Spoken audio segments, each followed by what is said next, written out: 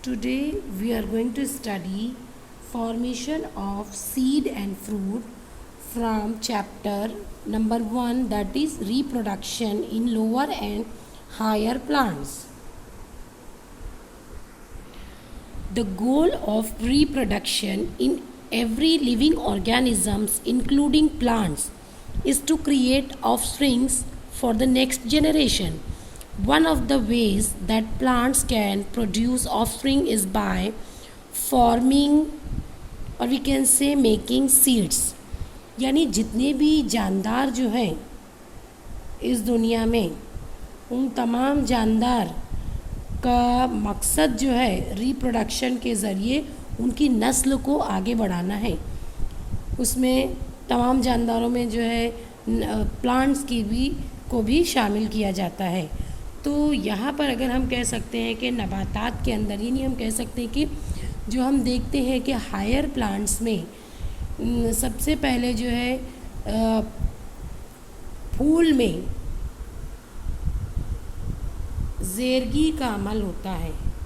सबसे पहले जो है ज़ीरे की मुंतकिली होगी, और ज़ीरे की जब मुंतकिली होगी स्टिग्मा के ऊपर, उसका डेवलपमेंट होगा. 2 मेल गैमेट को लेकर जो है पॉलन ट्यूब आगे बढ़ेगी और ओव्यूल के वो एम्ब्रियो सैक में दाखिल होगी.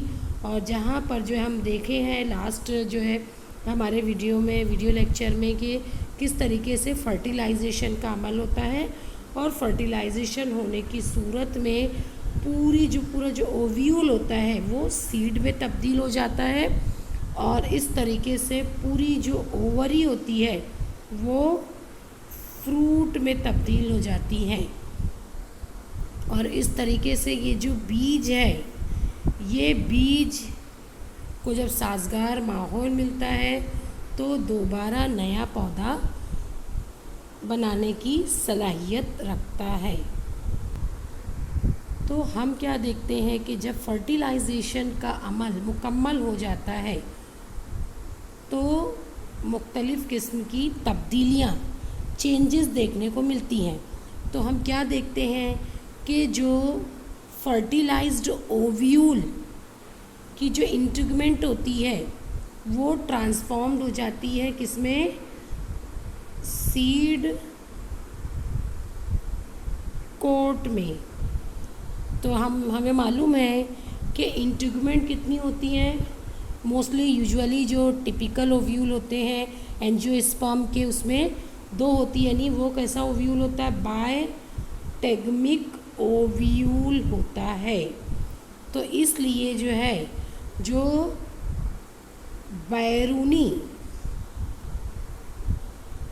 बैरूनी इंटीग्मेंट होती है उसे टेस्टा कहते हैं. और ये काफ़ी जो होती है इट इज़ टफ, ये सख्त होती है, मज़बूत होती है, और उसकी ओव्यूल में मौजूद मतलब जब जो ओव्यूल जो है सीड में तब्दील हो जाता है तो उसमें मौजूद जो एम्ब्रियो की हिफाजत करती है. और इसी तरीके से जो अंदरूनी होती है उसे टेगमेन कहते हैं. तो इस तरह से the integuments of the fertilized ovule persist and get transformed into seed coat में तब्दील हो जाती है. अभी हम क्या देखते हैं कि जब फर्टिलाइजेशन हो जाता है तो पोस्ट फर्टिलाइजेशन चेंजेस में जो है कुछ स्पीशीज़ जैसे कि ब्लैक पेपर और बीट, उनमें जो है न्यूसेलस जो है वो बाकी रहता है. The nucellus in the ovule में persist as a thin papery layer. तो उस न्यूसेलस को कहेंगे पेरिस्पर्म. हम क्या देखते हैं कि जब डबल फर्टिलाइजेशन होता है तो डबल फर्टिलाइजेशन के दौरान जो है एक तो जाइगोट बनता है और दूसरा जो है प्राइमरी एंडोस्पर्म न्यूक्लियस. तो प्राइमरी एंडोस्पर्म न्यूक्लियस डिवाइड होकर वो बनाता है एंडोस्पर्म। एंडोस्पर्म क्या है? It is the nutritive tissue, और जो कि जिसका इस्तेमाल जो है जाइगोट से एम्ब्रियो बनने के लिए होता है। यानी zygote will utilize the endosperm to convert into embryo. तो इस तरीके से इस बुनियाद पर हम देखते हैं कि कुछ सीड ऐसी भी होती हैं जिसमें जो है एम्ब्रियो के डेवलपमेंट के दौरान एम्ब्रियो मुकम्मल एंडोस्पर्म का इस्तेमाल नहीं कर पाता, यानी थोड़ी बहुत ही एंडोस्पर्म का इस्तेमाल करता है। जब वो थोड़ी बहुत ही एंडोस्पर्म का इस्तेमाल करता है तो जिसकी वजह से उस सीड में एंडोस्पर्म बाकी रह जाती है, तो इस तरीके की सीड को कहते हैं, such kind of seed is called as endospermic seed, और it is also called as albuminous seed. तो इसकी एग्जाम्पल जो है वो क्या हो सकती है? एक तो हम इसमें देख रहे हैं ये कॉर्न सीड है, यानी दिस इज़ द मेज सीड, और इसके अलावा जो है कैस्टर सीड है, और कोकोनट जिसमें एंडोस्पर्म बाकी रहती है।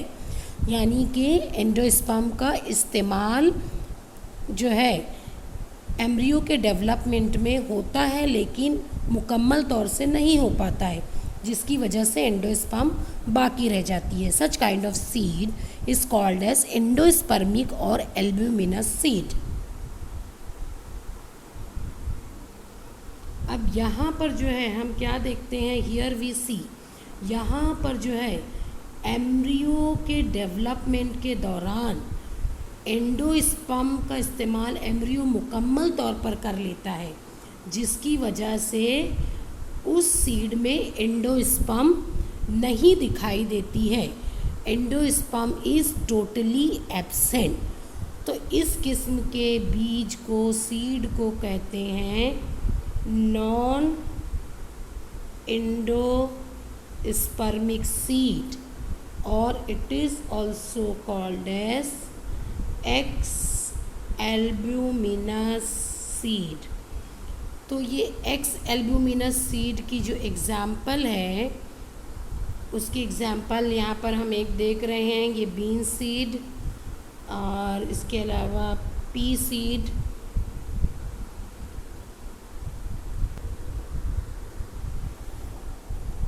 अभी हम क्या देखते हैं कि जो एम्ब्रियो का पार्ट होता है उसमें पाया जाता है प्लीम्यूल होता है, रेडिकल होता है, और उसके साथ साथ कॉटिलीडॉन होता है। तो जो नॉन एंडोस्पर्मिक सीड होते हैं, यानी जिनमें एंडोस्पर्म नहीं पाया जाता, यानी उसमें एम्ब्रियो जो है मुकम्मल तौर पर उसके एंडोस्पर्म का इस्तेमाल कर लेता है।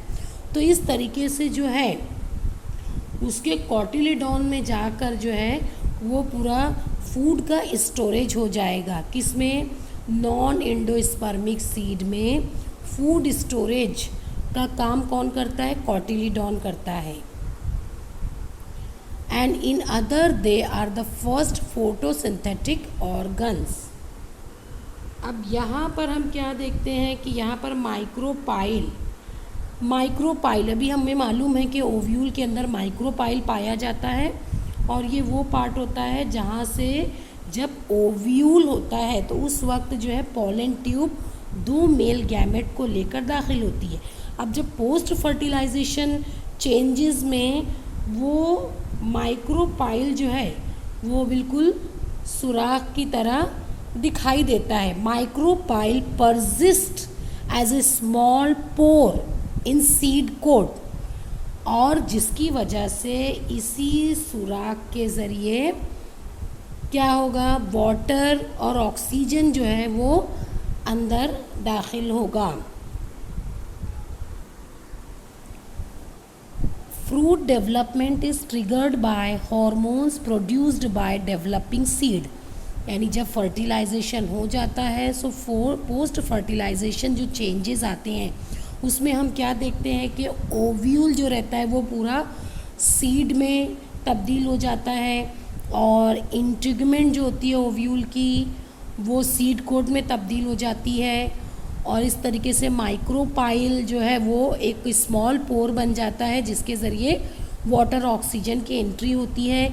इसी तरीके से पूरी जो ओवरी होती है इट इज़ कन्वर्टेड इनटू और it is developed into fruit. तो यानी जब बीज बनता है तो बीज के ज़रिए जो है जो डेवलपिंग जो सीड होता है उसके ज़रिए जो हार्मोन्स निकलते हैं वो हार्मोन्स की वजह से पूरी जो ओवरी जो है वो फ्रूट में तब्दील हो जाती है। अभी हम क्या देखते हैं कि जो ओवरी है, ओवरी से फ्रूट बनता है, और इसी तरीके से जो है हम क्या कह सकते हैं जो वॉल ऑफ ओवरी होती है, वॉल ऑफ ओवरी यानी ये जो वॉल होती है ओवरी की जो दीवार होती है वो बन जाती है फल की दीवार। यानी वो क्या बनती है, वो फल की दीवार बन जाती है जिसे क्या कहते हैं, which is called as pericarp. उसे पेरिकार्प कहते हैं। अब ये जो पेरिकार्प है, pericarp is basically three layered, ये 3 हिस्सों में तकसीम हो जाता है, जैसे कि फ्लेशी फ्रूट में हमको मतलब मैंगो में देखने को मिलता है, इसके अलावा कोकोनट में, कि जो पेरिकार्प है इट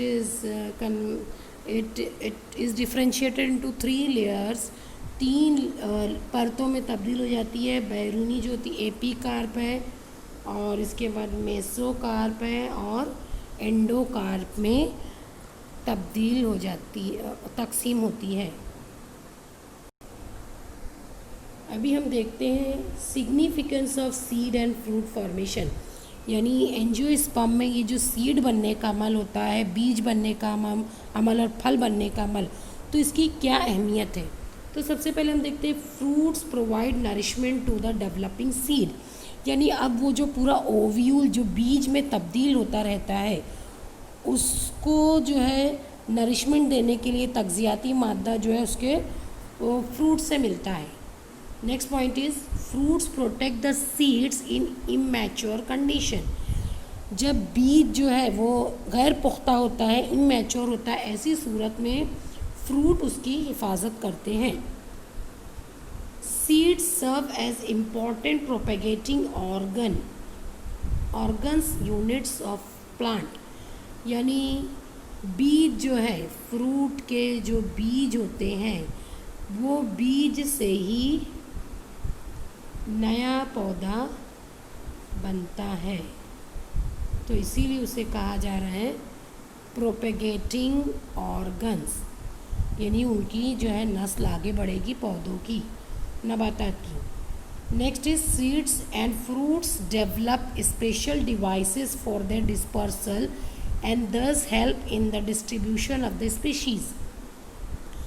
यानी जो सीड और जो फ्रूट होते हैं उनकी मुंतशिरी के लिए, यानी एक जगह से दूसरी जगह जाने के लिए उनमें मुख्तलिफ़ किस्म के ख़ास किस्म की उनमें हमको डिवाइस देखने को मिलती है, जिसकी वजह से वो उनकी जो उस किस्म के बीज जो है वो एक जगह से दूसरी जगह मुंतशिर हो सकते हैं, और जिस तरीके से इसी दौरान जिसकी वजह से उनकी उन नबातात की नस्लें आगे बढ़ेंगी। तो dear student, I think you have got about the fruit and seed. आपको पता चल गया है कि सीड और फ्रूट का डेवलपमेंट कैसे होता है।